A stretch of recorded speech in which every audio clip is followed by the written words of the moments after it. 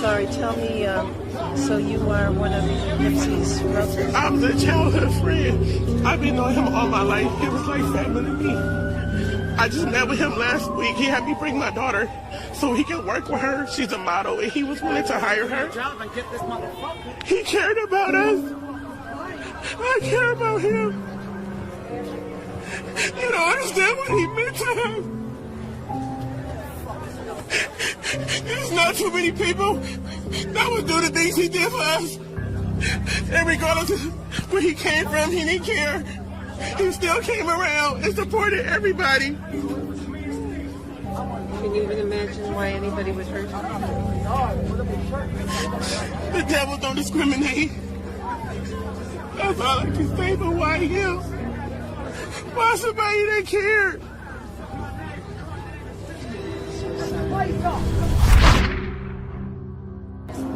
I'm sorry, I couldn't use that footage. I can't pretend, I can't fake it. What? I'm sorry, I couldn't use that footage. I can't pretend, I can't fake it.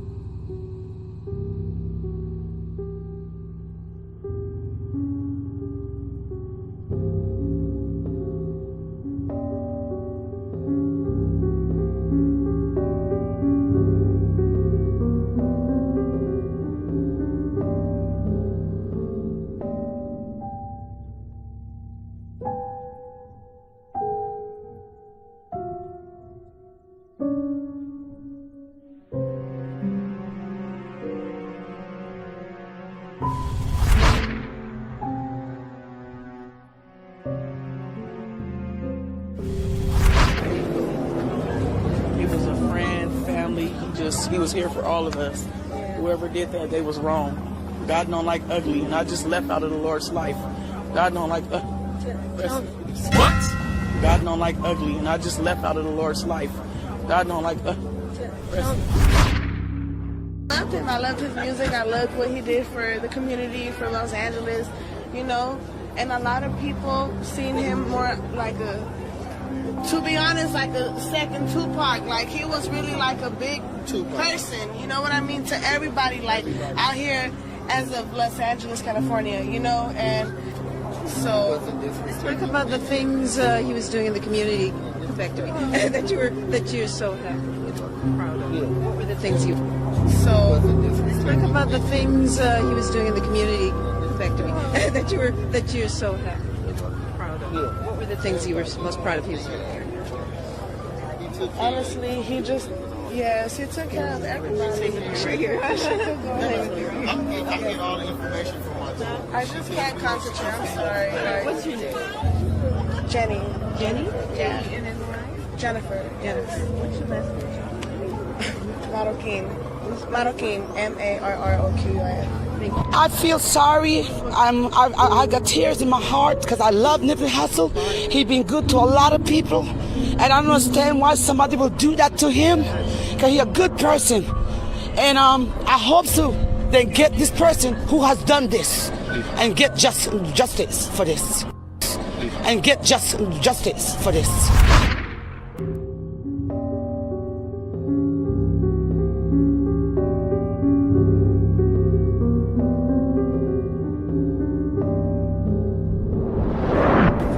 I can't even describe the influence he had, not even just in Southern California, throughout the whole world. And to me, he was more like a god, real shit, real, you know. But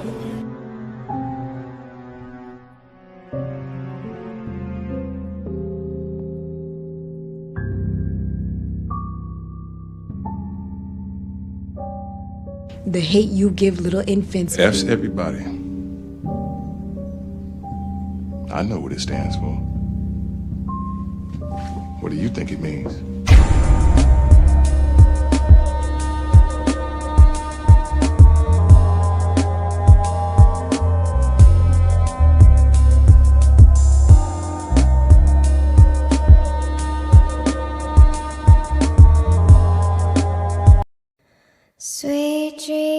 dreams are made of this.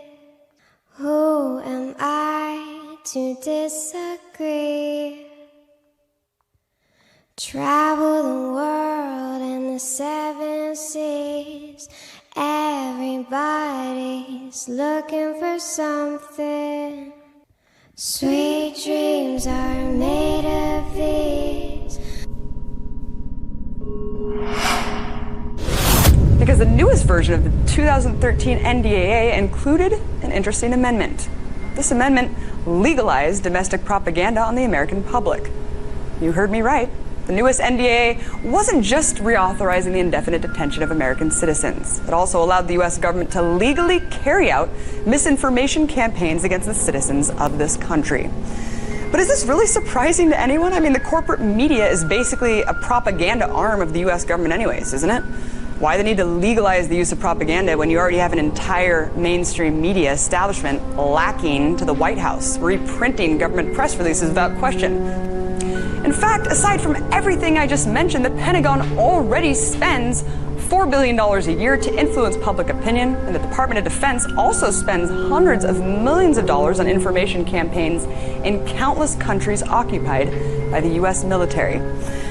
But perhaps even more disturbing than all of this is the fact that the CIA has already been infiltrating the biggest press institutions since the early 1950s. A secret CIA campaign to spread disinformation and false stories to foreign governments during the Cold War. It did this by manipulating the media into focusing on propaganda, sabotage, and subversion. It means that the CIA program consisted of literally paying off editors and reporters at most mainstream news outlets. The New York Times, CBS, Time, The Washington Post, Newsweek, AP, Reuters, and countless more. People to this day could still be reading and referencing these articles not knowing that they're completely fake. And sure, this is more than 50 years ago, but let's face the facts here. Our media is much worse now and has been much more easily compromised now. So how do we know that Operation Mockingbird still isn't in effect? Well, we don't.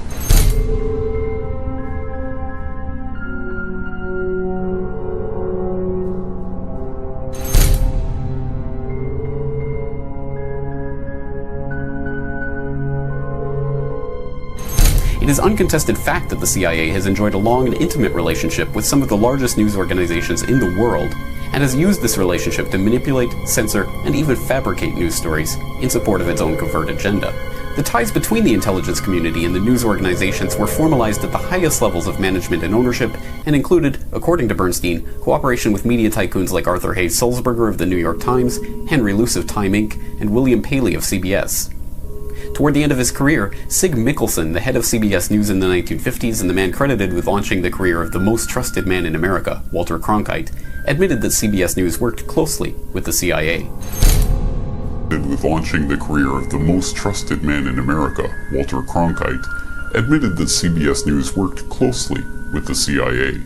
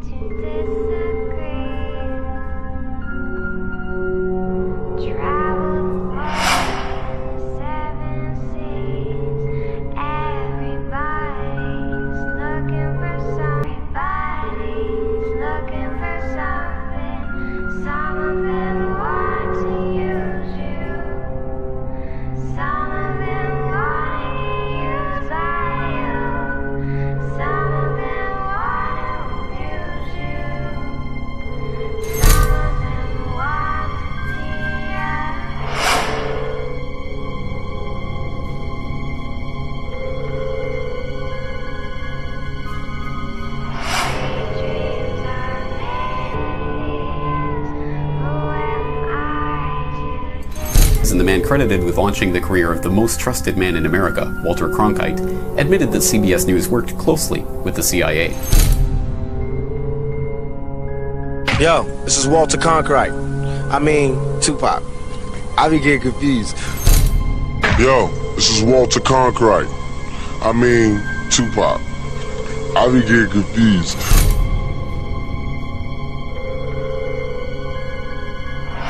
played as kids, but things change. That's the way it is. That's just the way it is. Yeah.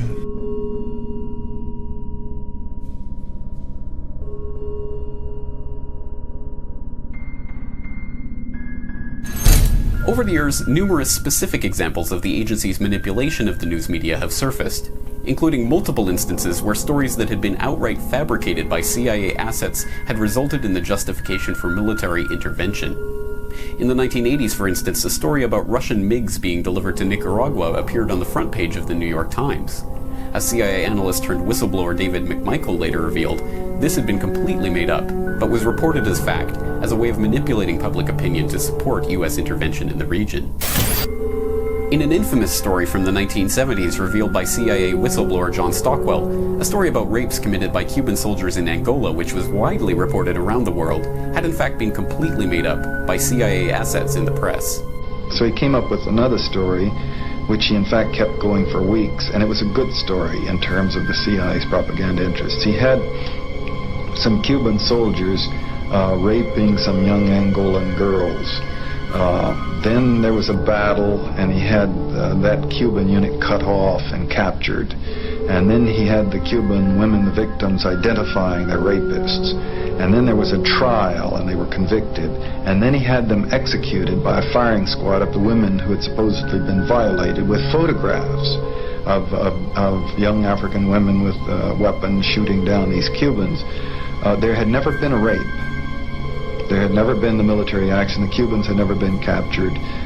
It was all fiction. Stockwell did extremely well with this story. Here's the Daily Express of March the 12th, 1976. "Gun Girls Execute Cuban Rapists" is the headline. And quoting from UNITA, it says that 17 Cubans were executed, 5 of whom had been identified as the people who had raped 4 African women a few weeks before. And here's the Evening Standard, with a bit more convincing detail, saying the Cubans were shot with their own guns. And here's the Daily Telegraph, the newspaper of record, adding a bit more detail, identifying the region from which the women came and saying that they took part in the executions. The reporter was John Bullock. I haven't the faintest idea whether it was true, and I never said it was true. I reported somebody as saying that, as telling me that story. I certainly didn't report the facts. Similarly, in Libya this year, shortly after Obama admitted the presence of covert operatives on the ground in Libya, identified as CIA agents by the New York Times, with the admitted goal of destabilizing the Gaddafi government, a story surfaced about Gaddafi's troops that was immediately picked up and reported unquestioningly by nearly every news outlet in the world.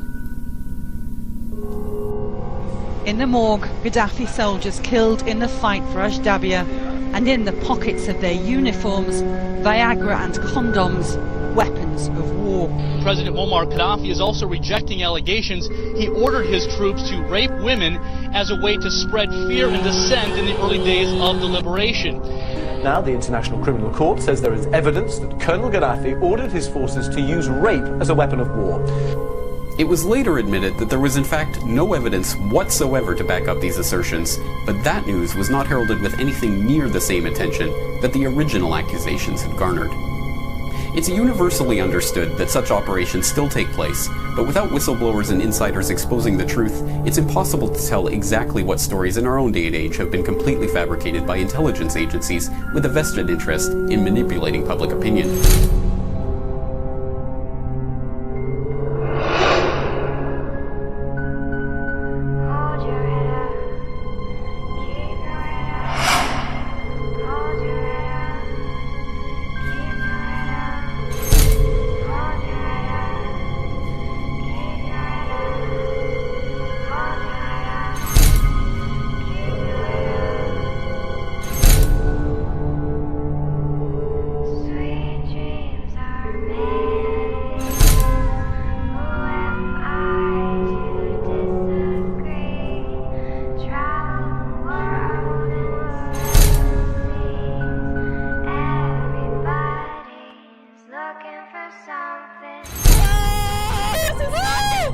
They're stopping him. Oh my God. Hilarious.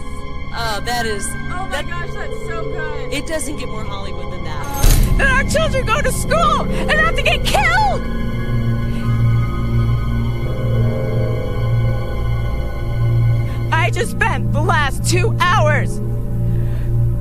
putting the burial arrangements for my daughter's funeral, who's 14. He posted 10 years old, and he said, if you don't come out, I'm gonna hit you with the Tism. I threw my hand up, the black officer moved out the way, and he still hit me with the Tism. And where did he hit you? In the stomach area. And no. What do you? No. Yeah, that way he hit me at. In the groin. Yeah. Okay. My kid died because nobody responded to what occurred at Sandy Hook. Those parents lost little kids. It's bad enough that I lost my 20-year-old, but I had 20 years with my son. That's all I ever have. But those people lost their children at 6 and 7 years old. How do you think they feel? And who's talking to them now? Who's doing anything for them now?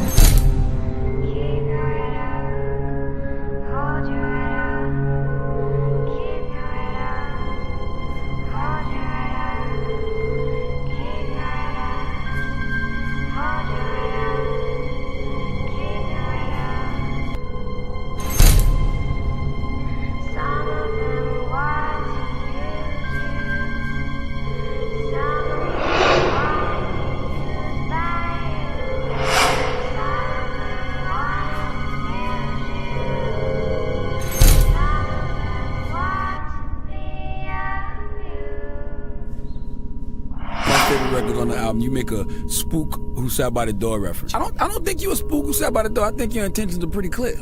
Well, now I would say so, but even to the point we made earlier, and I'm gonna name my last album "The Spook That Sat by the Door." You know what I mean? When I finish my situation with our partnership at Atlantic, and for anybody that ain't seen that movie or read the book, it's about a gang member from Chicago who presented himself in a way he never caught no cases. He had a clean cut look, and he infiltrated the CIA. Yep. And he became educated and basically he used their agenda, which was to have a token nigga in the CIA for political reasons. You know, we gonna speak blunt, fuck it. He used it against him. I feel parallel with, like, you know what I mean? 100%. And what's interesting about that book, all his people used to call him Uncle Tom and the Coon. You know what I'm saying? Sellout. Yeah. But he was there working for them the whole time. Yeah, and my favorite records on the album, you make a Spook Who Sat by the Door reference. And I'm gonna name my last album "The Spook That Sat by the Door." A gang member from Chicago presented himself in a way he never caught no cases, and he infiltrated the CIA. Yep. Basically, he used their agenda, which was to have a token nigga in the CIA for political reasons. He used it against him.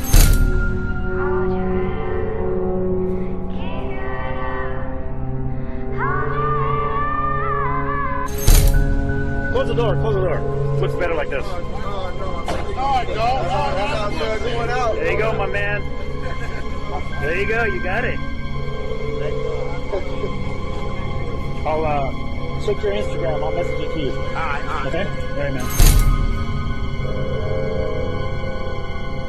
This is what y'all not understanding. Where did Nipsey Hussle come from? Where did he come from? All of my friends, look, y'all not understanding. Y'all don't understand this shit, bro. A lot of y'all niggas, look at this picture, bro. This is all of us as kids. See the dude right there with the blonde hair? That's me in the background. This is a picture of all of us as kids. Everybody in this picture is born and raised in Watts. We still don't understand where Nipsey came from. This is a picture of all of us as kids. We still don't understand where he came from and how did he even manage to be in Watts. We don't know how he even went to a school in Watts. We don't even know where he came from. But he was in Watts trying to help. You don't understand what Watts is. Let me break something down to y'all.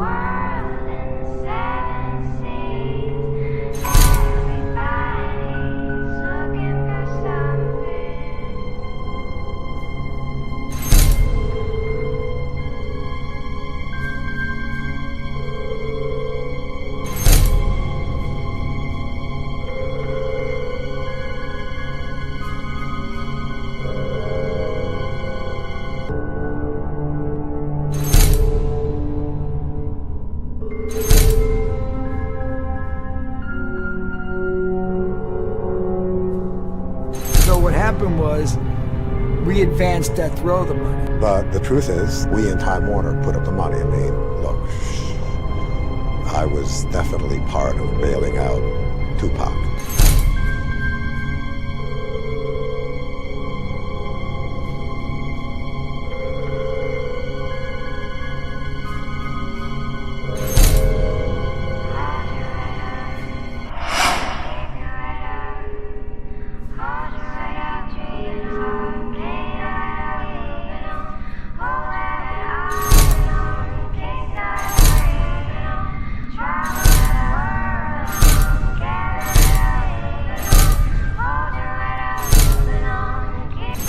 To all the soldiers, we support the troops who are over there. I certainly do. I'm a former military person, and I look forward to your return. Okay, and you guys actually were literally protecting him, like what, outside of his actual room and so forth? And we surrounded the hospital. Wow. And we took, security points. So it was like a military operation almost. Yeah. Yep.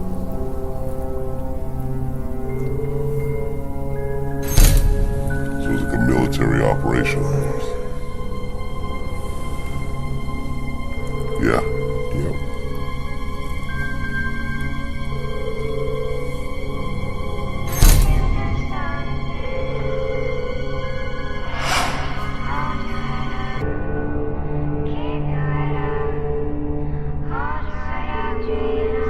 It is no longer disputed that the CIA has maintained an extensive and ongoing relationship with news organizations and journalists, and multiple specific acts of media manipulation have now been documented.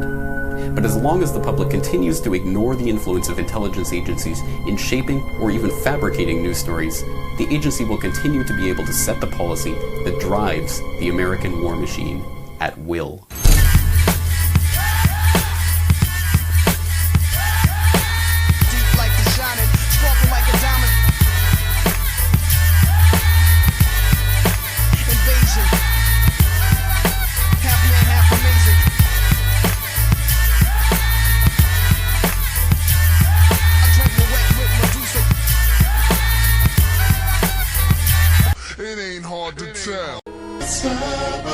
They smile in your face. All of you fellas that better beware. Yeah, yeah. Show look shady. Low down, dirty, dirty, dirty, dirty.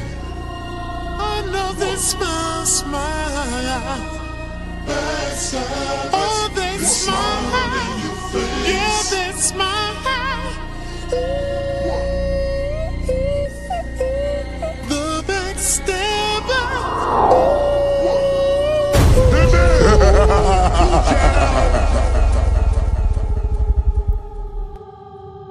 Still many mental captives that this world that we live in has created through telling so many lies and creating so many falsehoods about the heroes that media puts before our faces, and especially those who come from the impoverished communities and those who come from the black community.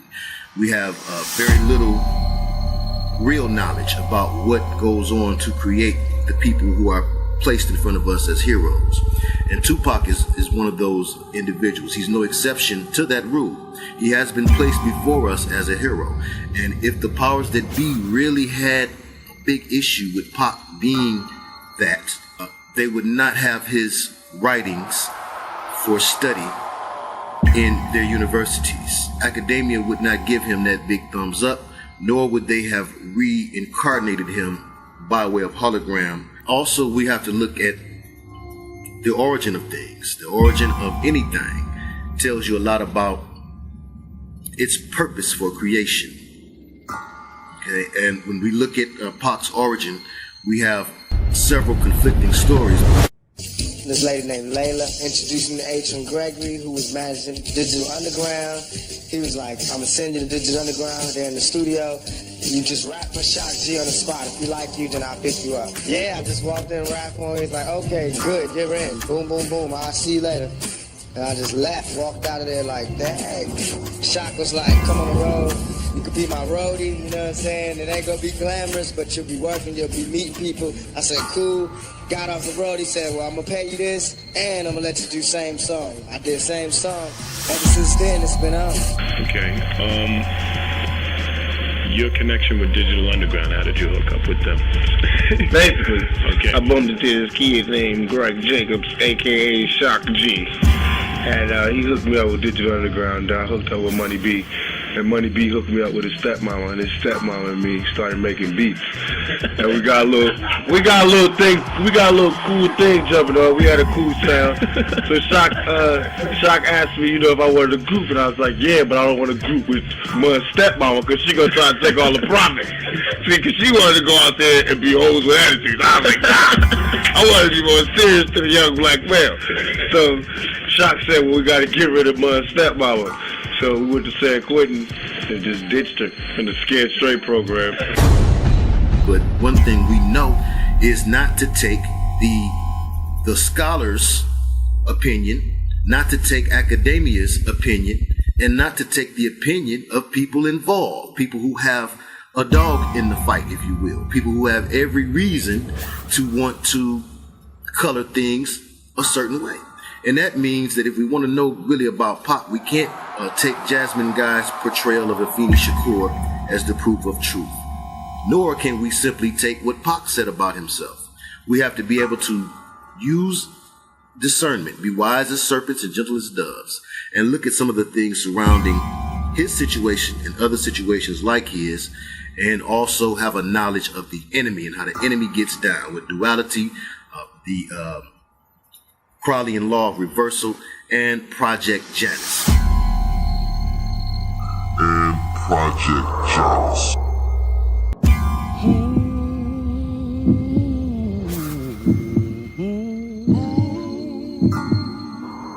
Sunshine, blue skies, please go away and go away. My life is filled with gloom, so day after day I stay locked up in my room. I know to you it might sound strange, but I wish it wouldn't rain. I wish that yeah. God, so badly.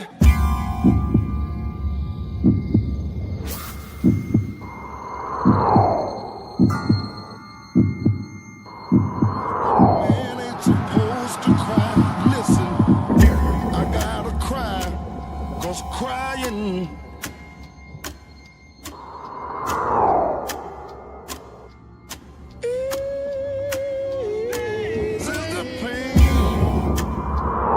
Immediately, Pac was placed into the government mind control program, which we know that the Black Panthers were under attack by this program from its inception.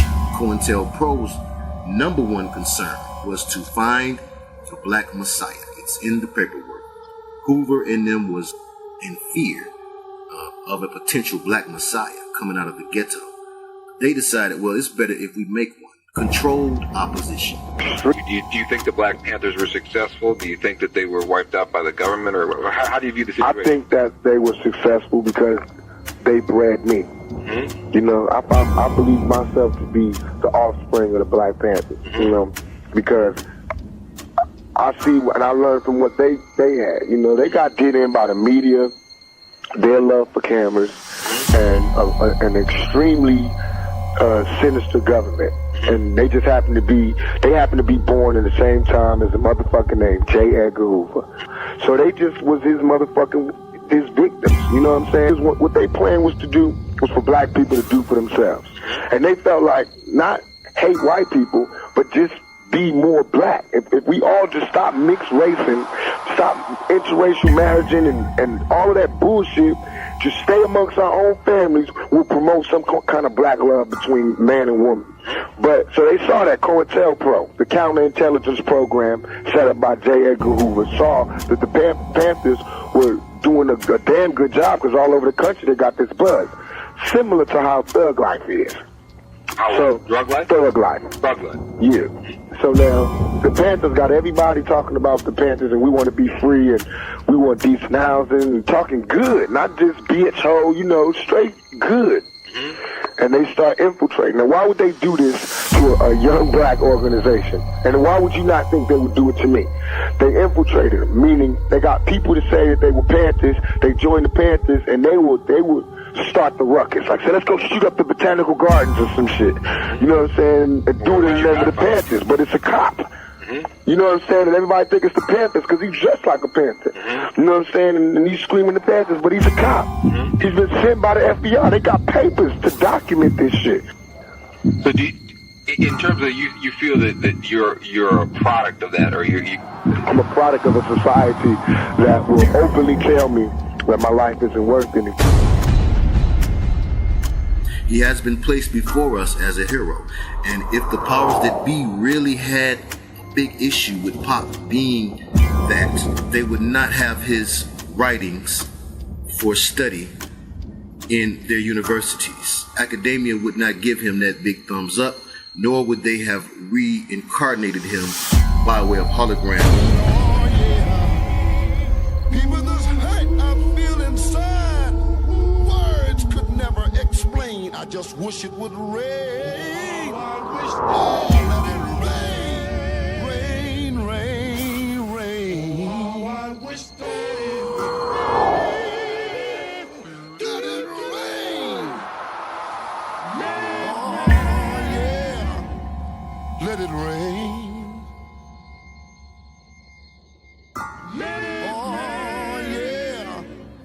Let it rain.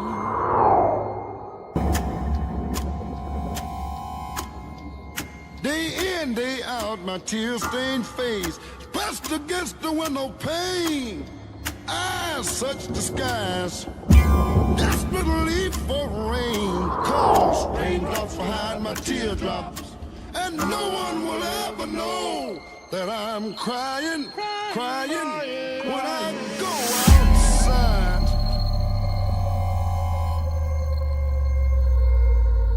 To the world outside my tears, I refuse to explain. Oh, I wish it would rain.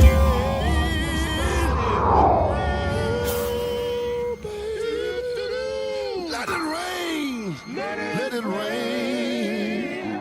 I need rain to the sky.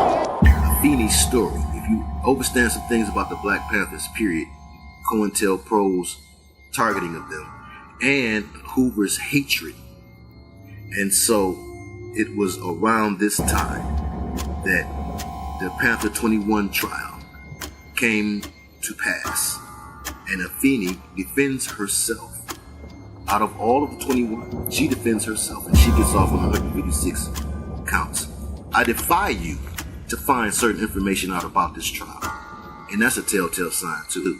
When you're looking up the information and you can only find pro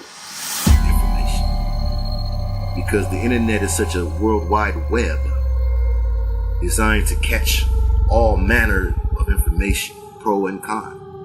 When you can only find a certain imprint of information, or when most of the information is led you a certain way, or is put out in order to lead you toward a certain conclusion, then you can make the conclusion and the reasonable deduction that that information has been tampered with. Her son's name was Lassane Parrish Crooks. Do the knowledge, you'll find it. Crooks, thugs, thug life. We will find out things that are supposed to be mysteries. And because the devil has to leave a trail. Okay, he has to leave a trail so you can find his tail. And that makes the game fair.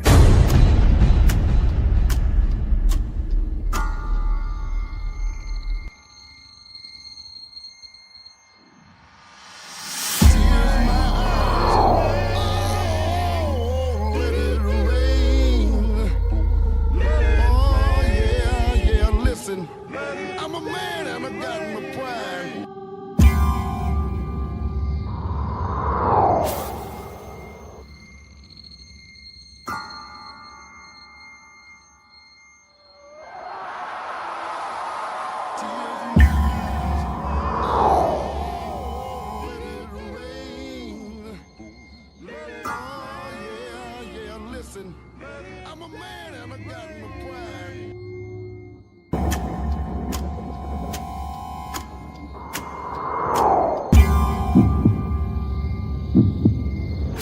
Searching for black Jesus. Sporting jewels and shit, you know what I mean? Straight tatted up. God said he should send his one begotten son to lead the wild into the ways of the man. Tell me I ain't God's son, nigga mama a virgin. They say Moses split the Red Sea. I split the blunt, roll the fat when I'm deadly. Babylon, beware, brothers getting shot, coming back, resurrected.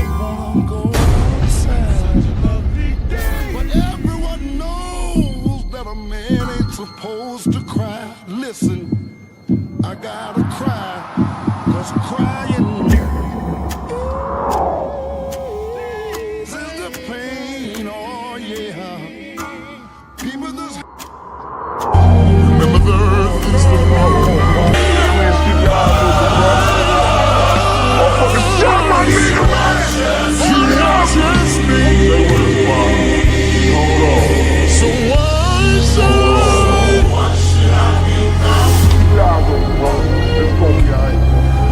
when God has set me free, can you tell me why, tell me why. When Jesus died for you and me. This is what he's done. He had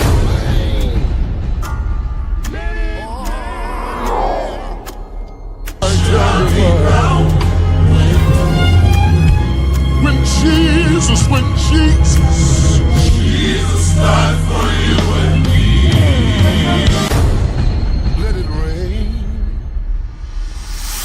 You can't watch a movie unless you do it critically. If you watch it critically, not there to enjoy it. Remember what they say, it's your emotions that get you on. And it's interwoven, all these emotional themes all through movies.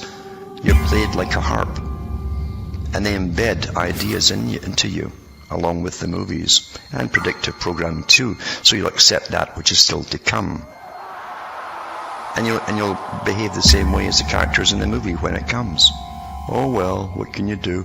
I'll just watch much music or television.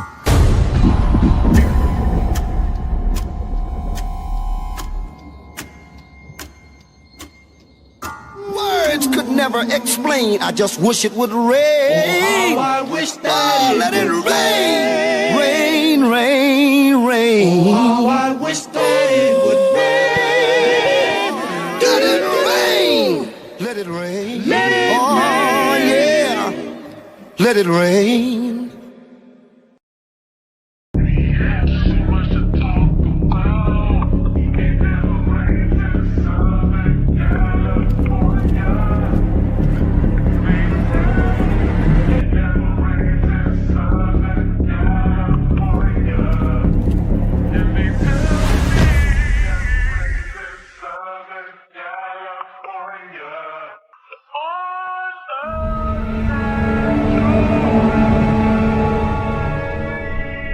In order to maintain this false reality, imposters are needed to play the roles of supposedly real people who are really just characters.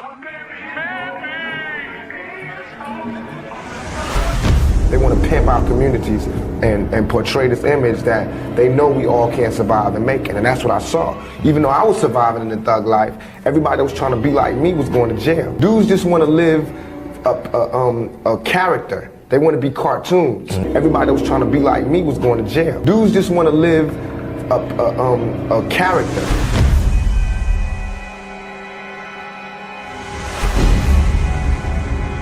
The controllers in Hollywood know and understand that the true proficiency behind this theatrical art of sufficiently developing a character and later on playing it is to have different personalities. That way it gives these actors flexibility, which can be drawn upon and used to help them play out their roles with such conviction that the audience is convinced that they are actually that person.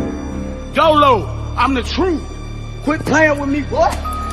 Quit playing with me, boy. Pick your pants up, nigga. It was fake. It was a hoax, nigga. That's Hollywood for you, niggas. Hollywood, you gotta put on a show to make money, you heard me? Fucked up. We get paid off how stupid a lot of y'all haters is. It is what it is. You know? But that's how effective my show was, nigga. I even fooled you. My own people. And I can't even tell y'all what's really going on but my breed. How good it worked. I even had my own people fooled. Like, what are you doing? But you got an even bigger check, but this don't, it wasn't for you. You know, we know that. You feel me? It was for Interscope. It was for your people. It was for everybody that eat off you, nigga. You know, you ain't this popping cause like you in that circle, you know, where you making a lot of white people pay, nigga. In history, what two niggas you ever seen show up to a fight and they both record each other on footage? Think about it. Feel me? That's Hollywood. One must remember, all of this does not only apply to Tupac. It applies for any artist within the entertainment industry. Celebrities are aware of Hollywood being scripted, but aren't allowed to say. Take Life Jennings, for example. But the R. Kelly shit, man, you know, there's a lot of shit in that just seem weird as hell to me. What you mean? What's weird? What's weird? I see, again. Don't do it, Life. It ain't worth it, I'm bro. listening. It ain't worth it. I want to hear this. It ain't worth it. I know how this go. This music, I know how this go out. For media training, these artists know what they can and can't say. From fake stories on TMZ to fake deaths, the truth of the matter is, they always tell us what's planned ahead of time. Let's take Jimi Hendrix for an example. He allegedly died on September 18, 1970. A song called Ballad of Jimi was released, and it predicted Jimi Hendrix's death. The LP was credited to Jimi Hendrix and Curtis Knight. The only version I could find isn't the best quality, but listen closely, he says. That is my story. It has no end. Now Jimmy's gone, he's not alone. His memory still lives on. Like the fox that he named, though they still gained less pain. 5 years, this he said. He's not gone, he's just dead. Notice this record playing has the year release of 1968.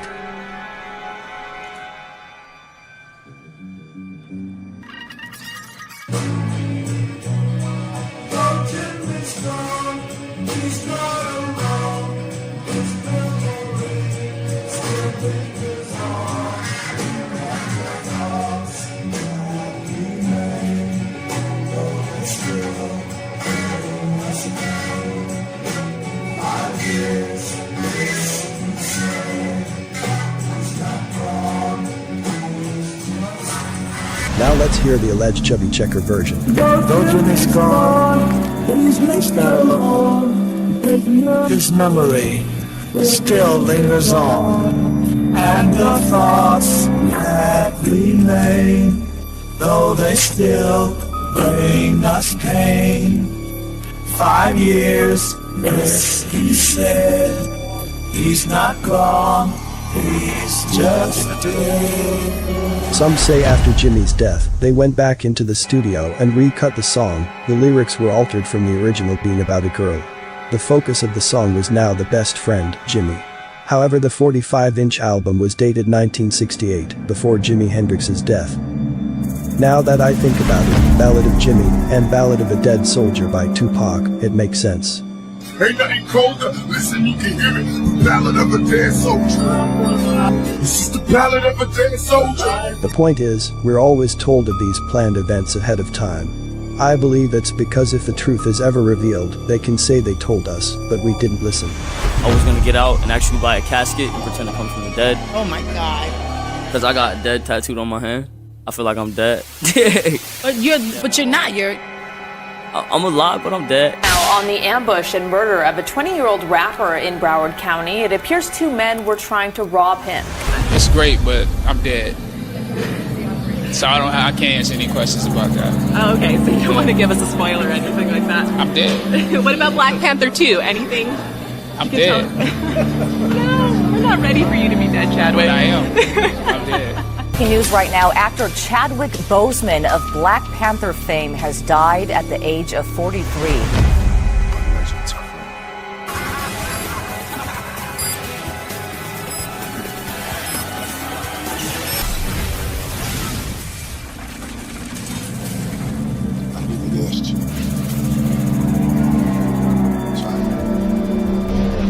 five-time NBA champion, former league MVP Kobe Bryant died earlier this afternoon in Los Angeles in a helicopter crash. News reports are just coming in.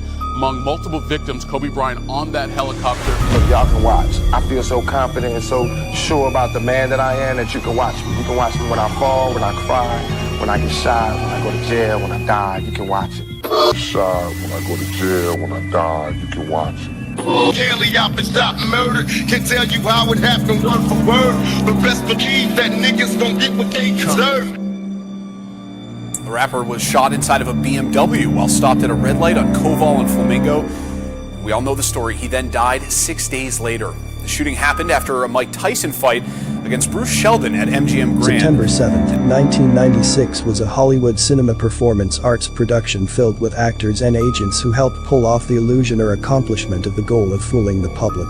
But let's go back and break down the meaning of all of this. Tupac started to go under the alias Machiavelli later in his career and was under this moniker when his staged fake death occurred. Machiavellianism, which is a negative term used to characterize a devious personality who uses immoral behavior, dishonesty and deceit in order to maintain power and fool the public. Is it a coincidence that Tupac went under this stage name and absorbed its attributes? No. September 7th, 1996 was a Machiavellian theatrical show, a grand illusion in which the public became massively fooled and deceived by a slyly arranged cunning scheme centered and orchestrated around creating the magical illusion of a hip-hop star succumbing to a tragic and violently abrupt end.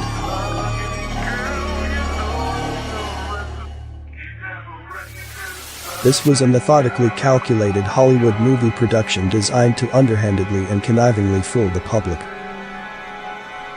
As we stated before, on September 7th, there was no real news channels on scene. All of the footage from that night is claimed and owned by Kotai Entertainment and Exploration Group. Exploration Group is a media administrator on a mission to help music publishers, record labels, and TV film companies.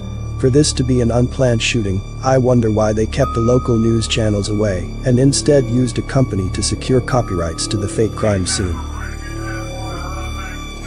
In Machiavelli's book, The Prince, he uses the metaphor of the fox and the lion to explain the combination of cunning and strength that a political figure must possess in order to maintain control of his audience.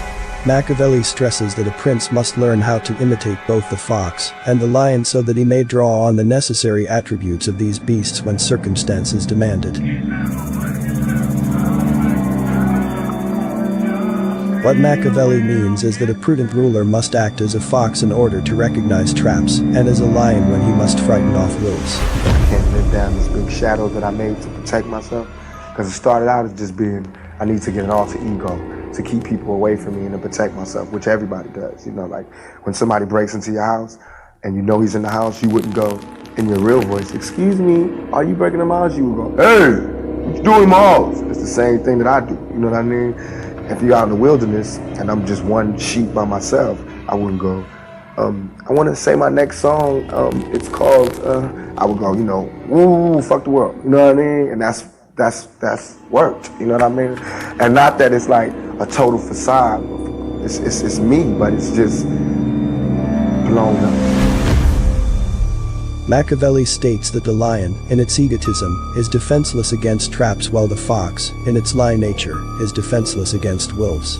Therefore, in order to properly execute a grand scheme to fool others, a political figure must mimic the behavior of both types of beasts in order to benefit from their complementary talents and to overcome their differing weaknesses. Notice the MGM lion and the orange shirt that Tupac wore on September 7, 1996. These two things are heavily connected.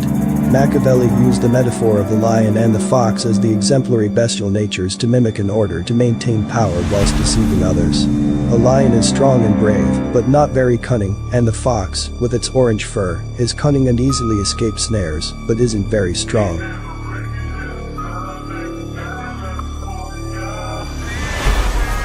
The fox is not merely clever.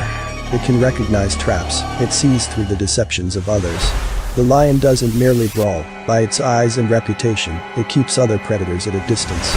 Thus you have to be both the lion and the fox so that you will have cunning and strength, fraud and force combined in order to effectively pull off an expedient scheme or hoax. But the orange and lion symbolism goes much deeper. The Leo zodiac sign is represented by the lion. Leo is a fire sign whose color is orange. Orange represents creativity, determination, attraction, success, encouragement, and stimulation. The lion symbolizes strength, courage and leadership as well as regal authority and ruling.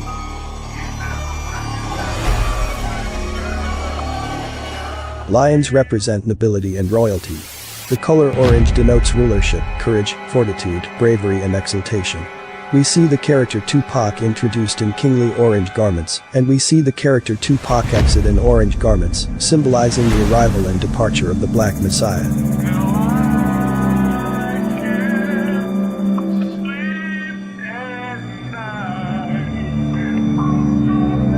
This is called color magic. Colors are extremely powerful just like numbers are. Orange is the color associated with the performance of magic, illusions and stage arts. Orange is the color of acting and theater. The color orange carries energy vibrations that are symbolic of fire, of expanding energy, entertainment, drama, cinema, power and the omnipotence of the sun. Orange embodies the energy of performing or acting out something to accomplish a goal. The stage crime scene was set up off of Flamingo and Koval. The street parallel to Flamingo is Harmon Avenue. The word Herman, which is composed of the elements Hari equals army and Man equals man. Herman, or Harmon, means man of the army. Harmon is equivalent to Mercury of Roman mythology or Hermes of Greek mythology. Mercury is the ruler of the Gemini. Harmon rules Gemini. Harmon is the symbol of the Gemini and Janus. Orange in numerology equals the number 33. The number 33 is a master number of universal service. It, along with 7, is the divine number of completion and perfection.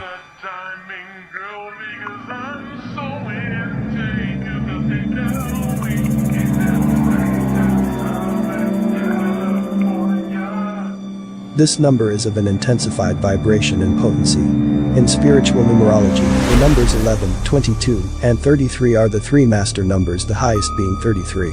This highest of the master numbers represents the 33 vertebrae of the spine, and the resurrection and ascension of the Christos oil up the spine. Thus the number 33 symbolizes the highest spiritual conscious attainable by the human being.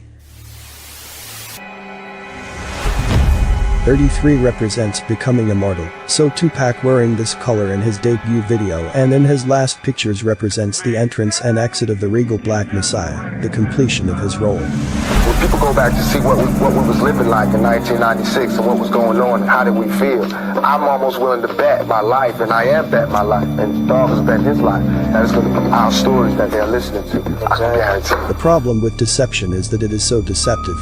The greatest deception is often hidden in plain sight. Most deception contains elements of truth to deceive the unwary and the ignorant. When people watch Tupac on television, they become absorbed in the performance and are so enamored by the illusory authenticity of his narrative that they believe that he is who he says he is during his duration on the screen. At this point, when the person cannot make any sort of distinction between a persona that is on their screen and who this person may be in real life, the movie and the acting blend together and become as real as so-called reality itself. Breaking news. You were watching a movie, and Tupac just happened to be the star. And you're still watching multiple movies. Every moment frontin' and maxin', chillin' in the car, they spend all day waxing. You can't speed through 2 miles an hour, so everybody sees you. And this is the Fresh Prince's new definition of summer madness.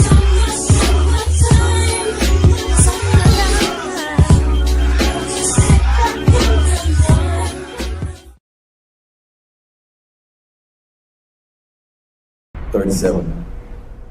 No, excuse me, 30. 30? Yeah, that's my rap age, 37, 30. 30 legal age is 30. Yes, sir. Okay. Didn't know that was it. Yeah, clear. That makes my rap age very low.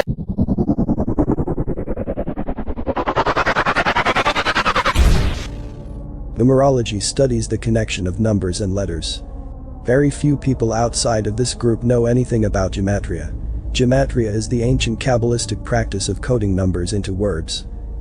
Everything is connected. Celebrities have been known to undergo a transformation of fake names, fake age, etc. They have to put up a facade for the public. Age fabrication is common in the entertainment industry. Most celebrities are given names and ages for the sake of gematria between their name and their birth date. They're often in line with the scripted events we see played out on TMZ, or alleged deaths of themselves or loved ones. Hey, look. The ancient Jews used Hebrew as their numerical system, man. Each letter's a number. Like the Hebrew A, Aleph, it's 1. B, Bet, it's 2. You understand? On the surface, one would say celebrities change their age to appeal to a younger audience. But that in itself should raise a red flag, and is one of my issues with celebrity age deception. Remember, Eminem did an interview with Howard Stern in 1999. Wow. Dude, hey, you know what, man? You could talk like a black guy all you want. You do what you want. You earned it. He'll stop doing that when he's 42. You earned it. You got to admit, pretty bad life, huh? That's a messed up life. Mathers told Howard Stern he was 24 years old, but that was a lie. I'll be right there at her funeral, you know. I know. But, you know. How old are you now? 24. Oh, wait till this crap comes up later. How old are you now? 24. Oh, wait till this crap comes up later. Oh boy. In 2022 he's listed as 49 years old, so in 1999 this would have made him 27 years old, almost 30 with a career built on childlike content and imagery. The question you need to ask yourself is why. But this is normal in the industry. Just ask yourself why, and look at the type of influence that artist had on the youth. Interestingly enough, co-host Robin gets it. Oh, come on. There he is. And Yo, what's up? we'll find out it was all fake. They made up this bio. You don't think he grew up in a black community? He's No. We'll find out it was all fake. They made up this bio. You don't think he grew up in a black community? Not to go back down that Tupac rabbit hole, but as of today, think of the rappers that claim they're around the ages of 24, 25, the same age as Tupac and Biggie. Lil Xan, 69, Blueface, Kodak Black, Lil Uzi Vert. But even their age might be fabricated. We're just making a point. Don't they seem like children compared to Pac and Biggie?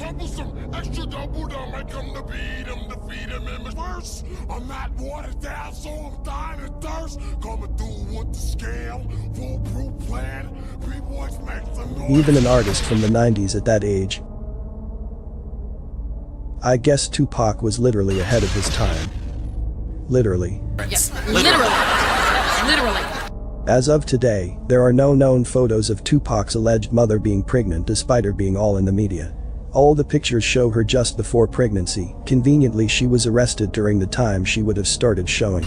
When I was pregnant in jail, I thought I was going to have a baby and the baby would never be with me, but I was acquitted a month and 3 days before Tupac was born. I was real happy. A month and 3 days. Great way to hide that she was never really pregnant. Some say Tupac's intellect and shaved head made him look a bit older than he really was. But I say sometimes it's the simple answers. He looked older because he was older. Listen to the interview from MTV. Maybe we all missed this part. Not just me, it's a lot of people, but I In your didn't because, I mean, the times that I came up and was like the late 60s, they were still having free love. I mean, the times that I came up and was like the late 60s. I mean, the times that I came up and was like the late 60s. He says he came up in the late 60s, and as we all know, the story is that he was born in 1971, but then he jumps back on script saying his mother was pregnant. My mother got pregnant and wasn't really getting with the guy that She was got her married to pregnant. someone else at the time. You may say it was a mistake, but I say the truth always finds its way out at some point. We may never know Tupac's real age, but my guess is when they claimed he was 25, he was more like 28 or 29. The age changed was to sync all of the gematria around his life, the 7s, the 13s, the 8s, and 33s. Tupac's final album released while alive was released in 1996 on February 13th, 213. Tupac would then be shot and killed September 13th, 1996. He released his final album 213 and then would drop dead 213 days later on September 13th. The LA area code to live and die in LA, 213. Of course, Tupac went by the stage name Machiavelli. Then Tupac's mom would drop dead May 2nd, just hours before the real Machiavelli's birthday. You see this meth everywhere. The world we live in today is controlled by an elite cabal. Very wealthy people own the land and control the religions, secret societies, the media, banks, and resources. They have installed puppet governments around the world that represent them, not us. This elite cabal is obsessed with numbers. They study the Kabbalah, where the word cabal comes from, and as part of their practice, they are well versed in gematria. This elite controls the media and codes all their stories and sports with gematria. For example, the murder of Michael Jordan's father, James Raymond Jordan Sr. was murdered on July 23rd. His son Michael Jordan wore number 23. As for the date, July 23rd, we could write that as 23/7. The name James Raymond Jordan Sr. equals 237. Also, his death fell 33 days after Michael won his third NBA championship at the age of 30. They give their celebrities names and birth dates to follow these codes. They take these artists and seal everything at a young age, which is the best way to prevent someone from finding out the real age. They're all just playing a character, older but playing younger to reach their targets. The industry is filled with a bunch of Roscoes.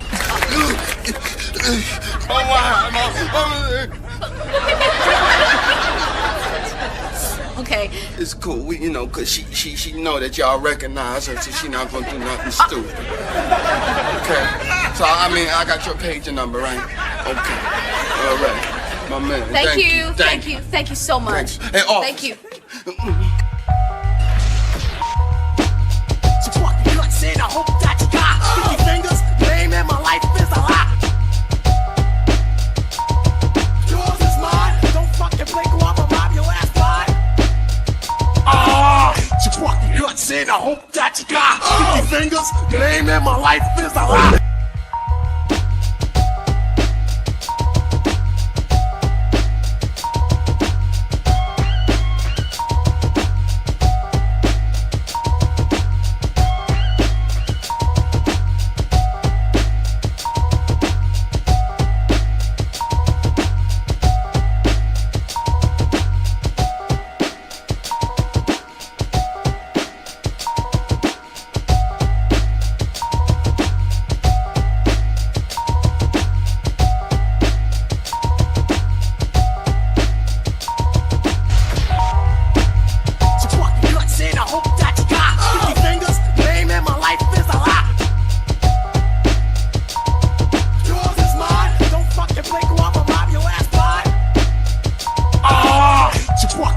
And I hope that you got 50 fingers, name in my life is a lot.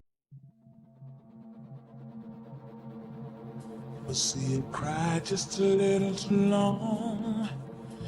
Now it's time for me to be strong. Now it's time for me to move on. They say I'm hopeless. As a penny with a hole in it. Bro, I finally figured out what I want to do in life. What? Bro, I want to be a rapper. Oh, now I gotta act like I like this nigga music. Then he gonna go make more trash music. Then he gonna get a girl pregnant. Then they gonna struggle in life. Then he gonna try to ask me for some money, but I ain't gonna have it for him. Then he gotta become a factory worker and work 12-hour shifts just to make ends meet. God damn. They say I'm no less, no less, no less, no less, no less. Ask most people and they'll tell you that the rapper's style is all glitz and glamour. It's all about designer clothes and lavish mansions, where it seems ordinary people can transform into stars with mountains of money.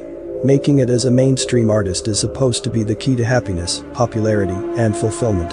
Everybody wants to be a rapper. But there's a side often left unmentioned.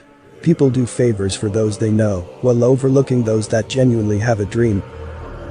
Here's why you will never become a mainstream artist.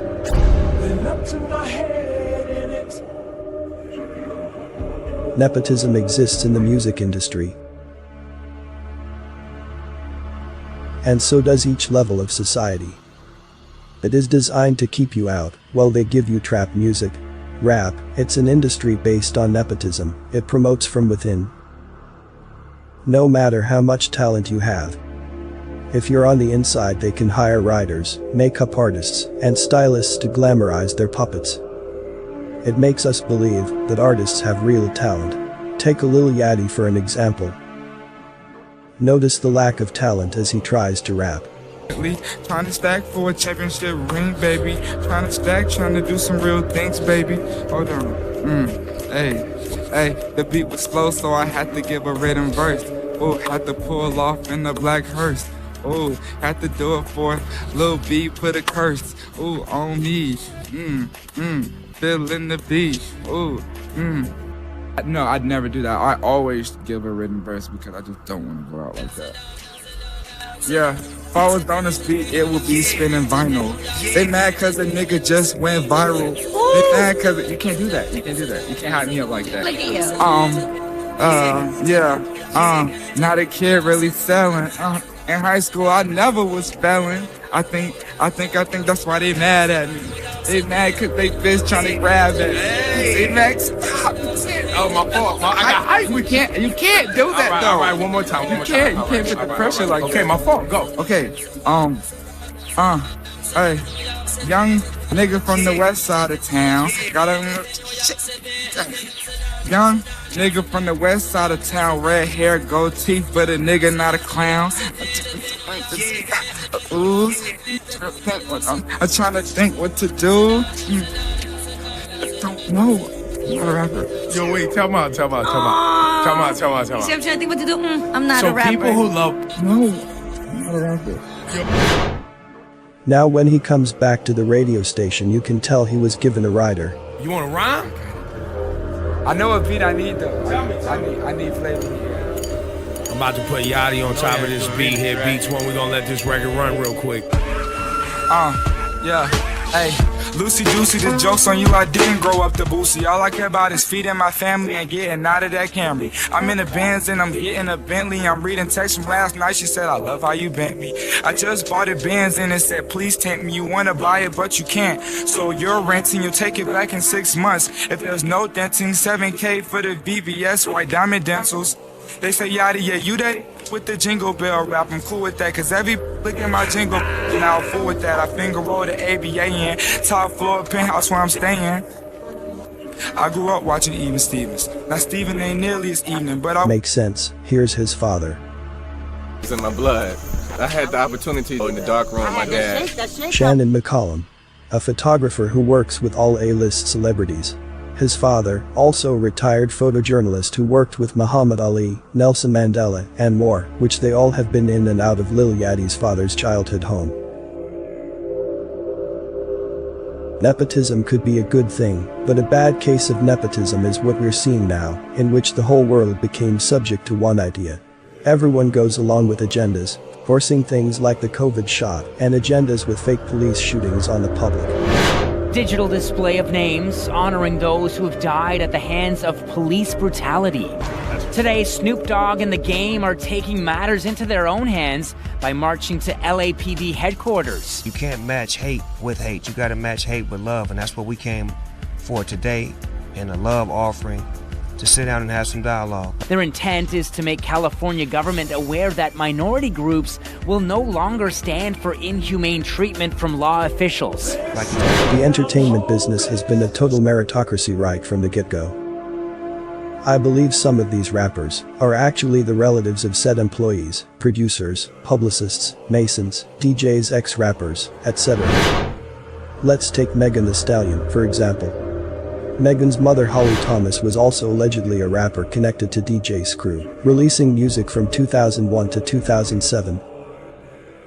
As a side note, I will admit that her alleged mother looks like a man. Sometimes I wonder if it's a play on words with her rap name being Holly Wood being associated with men and erections. Also, a stallion refers to a male horse. I'm not suggesting Megan Thee Stallion is a man. I'm saying there could be something involving transgenders in Megan's future script. For now, keep an eye out for Megan Thee Stallion's brother. I mean mother. Back to nepotism.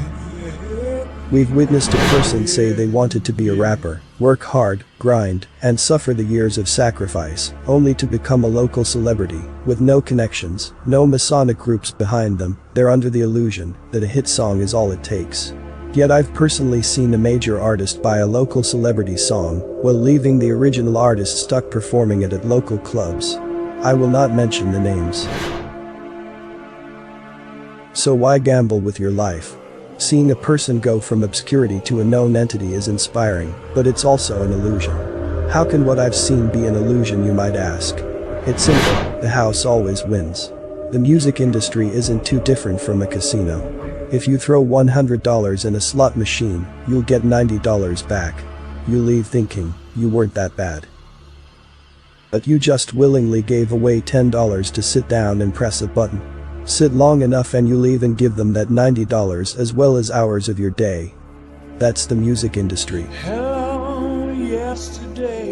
Every year there's enough rappers, new and old, signing deals, releasing songs, generating press, keeping the proverbial wheels turning, enough to justify the labels, enough to keep TuneCore and other aggregators in business. They sneak these artists in through sites such as SoundCloud, YouTube, Twitter, and in the past, MySpace. To give the appearance of grinding from the bottom, they send these artists out to book small venues and connect with local video directors, along with local studios. In reality, they're waiting on their time to be pushed into the spotlight. To us, it seems as if we saw them working hard to get there. But their connections are already in place, and they're well aware of the manufactured career they're leading. Most of them were never real rappers, hence Lil Yachty stating he's not a rapper. No, not a rapper. Yo, wait, tell me. So ask yourself, why is he there? What's his purpose? They said Drake and Nicki were discovered on MySpace.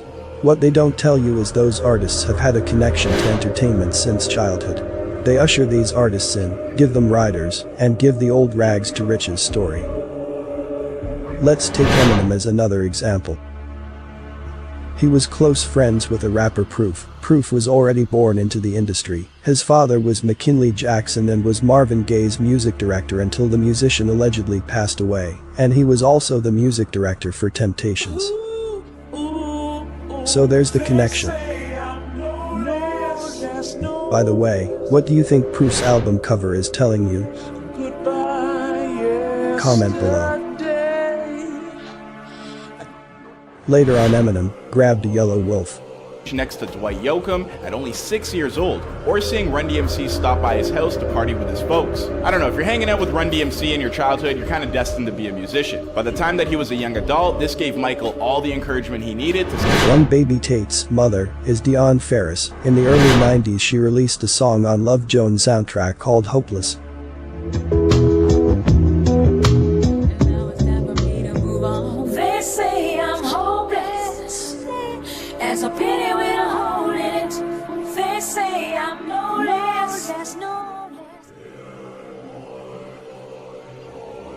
Young Baby says, nepotism implies that someone in power used theirs to enhance mine, which isn't the case for me. I put myself on, now people are finding out who my parents are, after 5 years of a slow grind, trying to imply shit was easy for me. We know this is not true, these people are already given the blueprint and contacts needed by being born into it.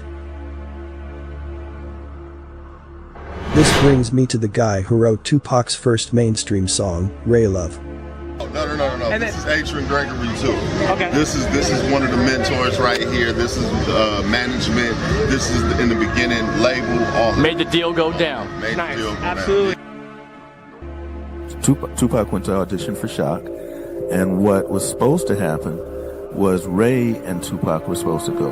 Ray Love. Ray Love's grandfather is Cab Calloway. Yep. And a lot of people, and so his dad wasn't interested in Ray being in this business because he knew so much about the business, probably good and bad. Ray Love is related to Cab Calloway. A singer, dancer, and bandleader, Cab Calloway led one of the most popular African-American big bands during the jazz and swing eras of the 1930s, with Harlem's famous Cotton Club as his home stage. He influenced countless performers, including Michael and Janet Jackson, and many of today's contemporary artists. So once again the connections are there. These are not regular kids that have no prior connections like most of us.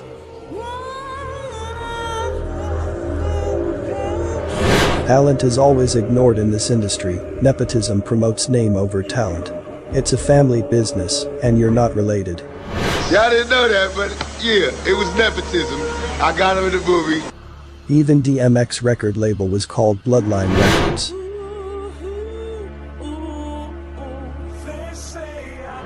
Hollywood it's a clique. It's a tight, set family, and you don't bring in outsiders. This game, like I was trying to say, it's a family. These rappers step into the rap scene and create a fake rags to riches story to appeal to those trying to make it, creating false hope. On the other hand, they also push rappers to have the rich to richer story by way of selling drugs. The trap music was used to indicate trap houses, old abandoned houses where drug dealing and consumption were common, and where many of those who entered ended up being trapped in that lifestyle. It glamorizes drug money, houses, luxury cars, jewelry, expensive watches, designer clothes, all from drug money. Mainstream promotes this, turning industry plant rappers into role models for young fans who follow them. Just hearing without paying much attention to the meaning of the words, humming sentences, which are repeated obsessively in the mind, certainly have an influence. Now everyone holds stacks of money wrapped in rubber bands in music videos. Kids now want dope money, only to look like a rapper in videos.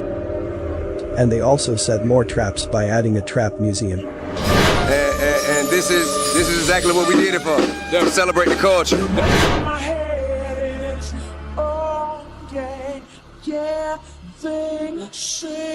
They say I'm hopeless,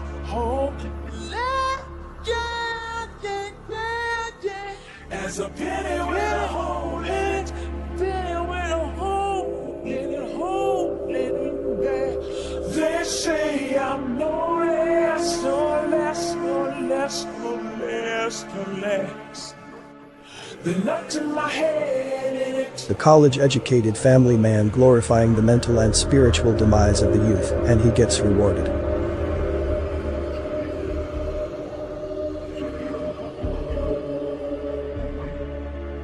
Notice that those that started the trap trend are in very high places.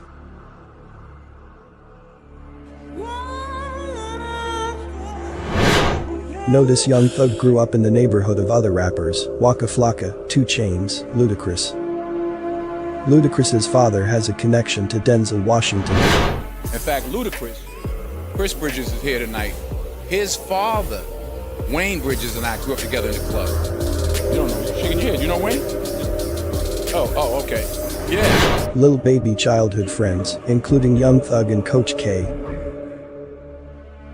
Notice all of these mainstream artists come up together. Anyone outside of the group never makes it mainstream. Hollywood it's a clique. It's a tight, set family. You don't bring in outsiders. This game, like I was trying to say, it's a family. One would think at least Hurricane Chris has a real rags to riches story. No. I ain't grow up with Boosie, but I grew up around Boosie. When I was probably like 12 years old, I used to come to Shreveport all the time and do music in our studio. Even Nas, his father was Olu Dara. He was the leading trumpet player in New York's burgeoning loft jazz scene in the 1960s. He began accompanying Cassandra Wilson and is featured on 3 of the highly regarded Vocalist albums. I'll point you to the YouTube channel of Unplug 'Em on Nas being an industry plant. And there was the line, either cruising in a 6-cab or Montero Jeep. Complete weather cruising in the 6-cab, a Montero Jeep. Weather cruising in the 6-cab, a Montero Jeep. As famously stated in Nas's The World Is Yours, produced by Pete Rock from the album Illmatic, 1994, Nas's debut album, which was all the rage, and all of the top and most renowned and respected hip-hop producers at the time came together through Columbia Records and the gatekeepers there. They were brought together to produce Nas's debut album, which was considered a classic almost instantly. I believe it got 5 mics from the source, one of a few debut albums to do that. This particular line in this particular song, one of the singles from Nas's album, the single The World Is Yours, that line famously put Montero on the map as a hot Jeep, because this was the hottest album by the hottest rapper at the time. Overstand, check. So here you see Nas, who was influenced by Dr. York too, with the sun in the back as the sun is going down. So you get a red sun, he's wearing red. This is all symbolism. The directors of videos are aware of this because of Nas's positioning, the way he was positioned to be the top dog and to be classic and drop a classic album and have all the best producers at the time.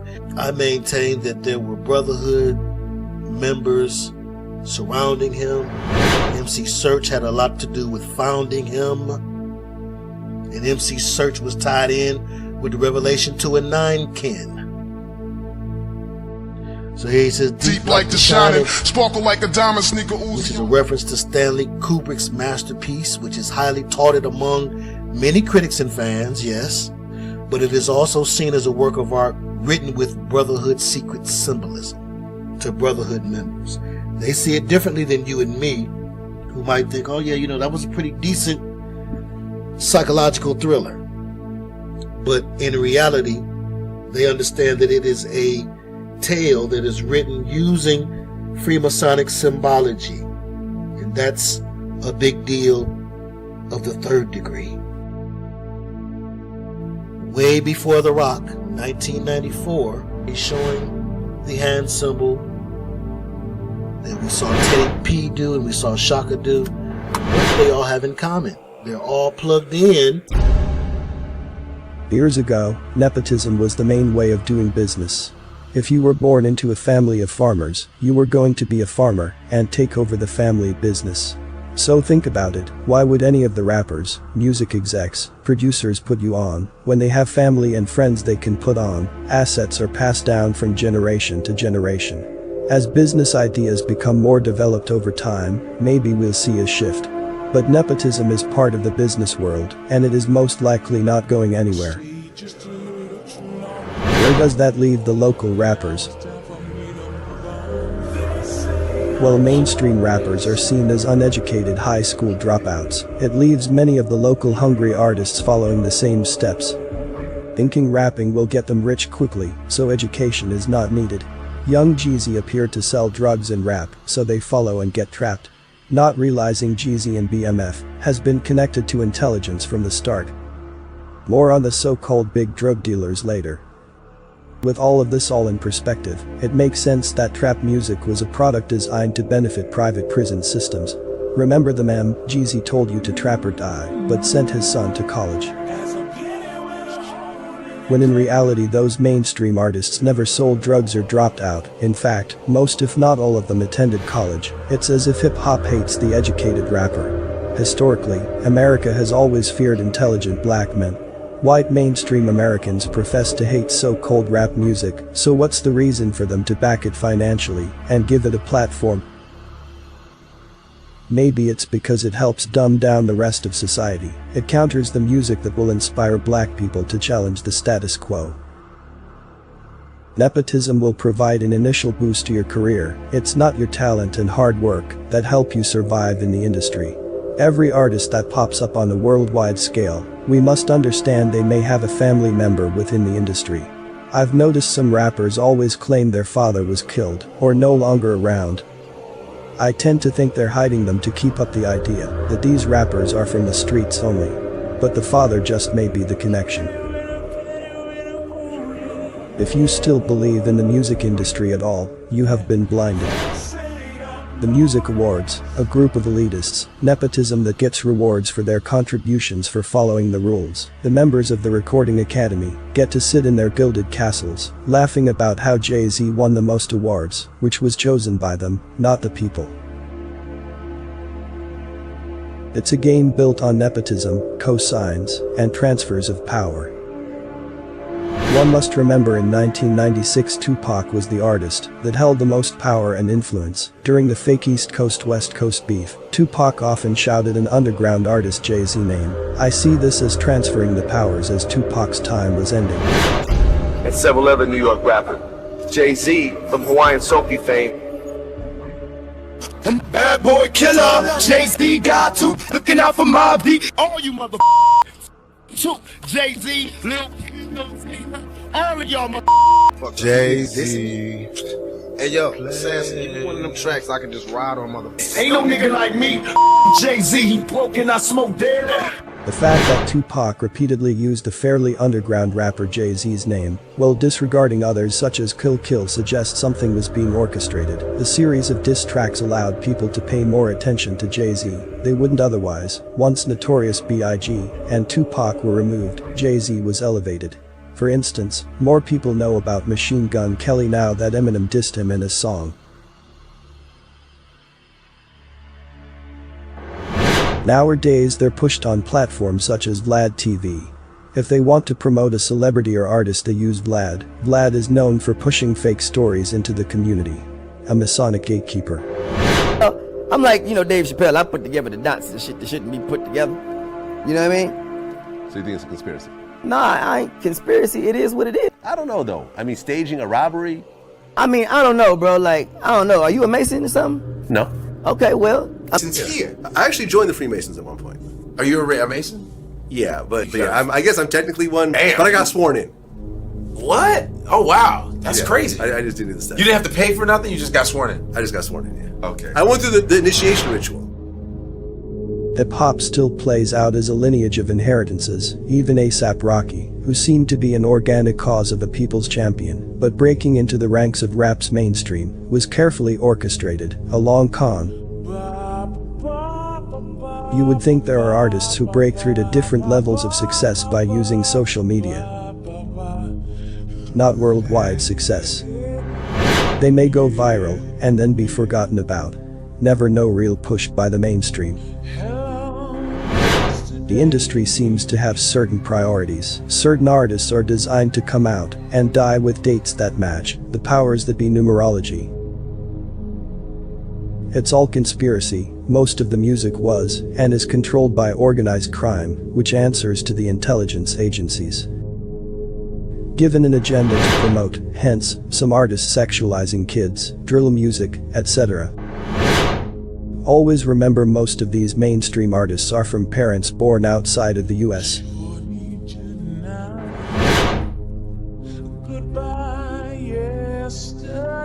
Can you win if the game is rigged? I'll leave you with a quote from Sebastian Alcalbi. The numbers are stacked up against you, the chances of you making it are slim to none. If it sounds like I'm trying to discourage you, that's because I am. The game is filled with nepotism, and the last thing we need is yet another dreamer wasting time running after something that will undoubtedly prove to be in vain. The industry is filled with agendas, fake events, scripted lives, destruction, death, etc. Please do yourself a favor and start your own business. Fuck the labels, find your purpose, have a family, live happily ever after. There are millions of rappers, these established artists, producers, record execs will more than likely bring in their friends or family if they need a superstar. And that's why you will never make it as a mainstream rapper. Even though you're better than most of them.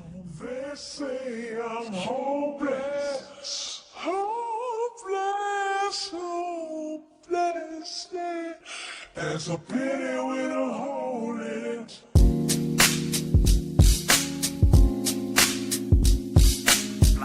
to rap, what key beat to lock, but I'm cool like that. I'm cool like that. Cool like that. Cool like that. Wheat be the chocolates, tap to my back. So I turned that interview down, by the way, just because the Tupac is still alive, conspiracy theory. I don't want to hear that. I get it. Yeah, I'm good. If you're gonna come on my show, you know, I'm going to only do it if I think you're telling the truth. Right. You're not going. And we had a discussion about that when I interviewed him. Yeah, I said I'm good. You're not going to go on and just talk Right. crazy on my platform. And yeah, I'm not here just for the views. I'm here to document reality and the truth. So, however, I was cloned by Clonate in Canada. My model number is 0112568. If anyone wants to see the registration in Clonate. Okay. When I was cloned, they wiped a lot of memory, but when I stole the documents before escaping, I read that the mother was Puerto Rican and I guess the father, surrogate, you could say, was the sperm donor was. okay, so you're a test tube baby. Yeah. That's what's up. The Tupac is still alive, conspiracy theory. I don't want to hear that. If you're going to come on my show, I'm going to only do it if I think you're telling the truth. Right. I said I'm good. You're not going to go on and just talk crazy on my platform. And yeah, I'm not here just for the views. I'm here to document reality and the truth. So, however, I was cloned by Clonate. My model number is 0112568. If anyone wants to see the registration in Clonate.